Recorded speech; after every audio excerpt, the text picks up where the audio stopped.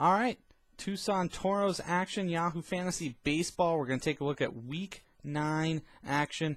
We're taking a look at the Grassy Knoll taking on Tucsons Prettiest. This one was a blowout in favor of the Grassy Knoll, who won 8-1-1 this week. Grassy Knoll improves to 49-36-5. While Tucsons Prettiest now falls below 500 for the first time this season at 41-43-6.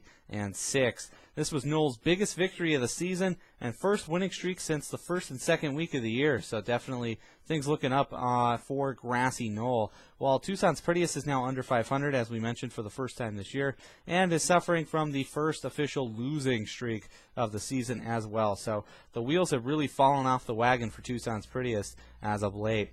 As far as best and worst, Grassy Knoll set a season high in season best in ERA.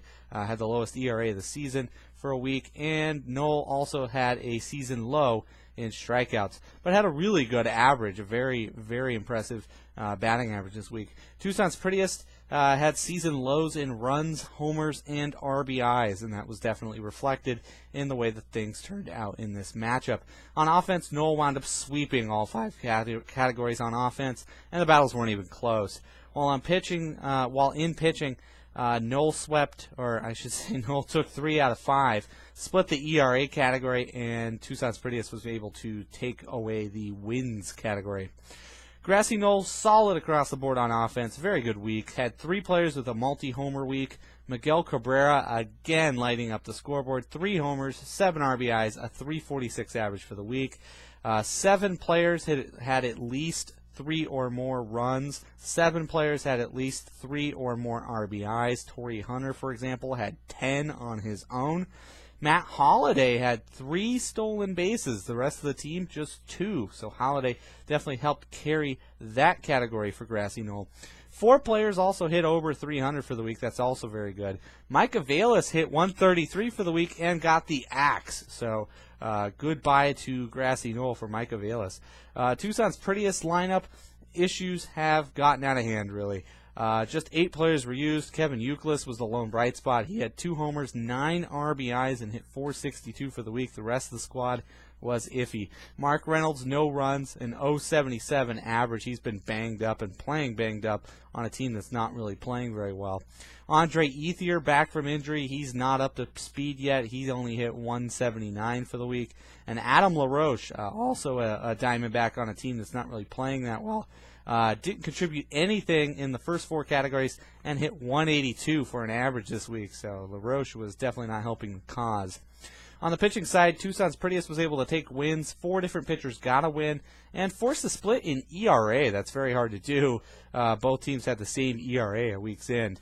Johan Santana led the way for Tucsons Prettiest. He had a 0 ERA, and that was helping to overcome Francisco Cordero's return to wild ways. He had a 6 ERA and a 2 whip, while David Ardesma had a 10.13 ERA for the Mariners.